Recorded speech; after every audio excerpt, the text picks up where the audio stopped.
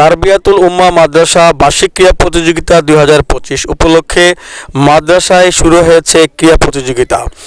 মাদ্রাসার ছোট ছোট ছাত্ররা সুন্দরভাবে ক্রীড়া প্রতিযোগিতায় অংশগ্রহণ করেছেন।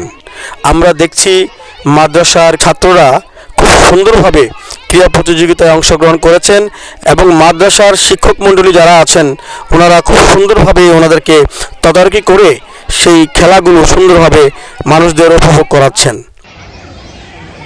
আদিল ফার্স্ট ধর ধর আদিল শিয়াম আদিল শিয়াম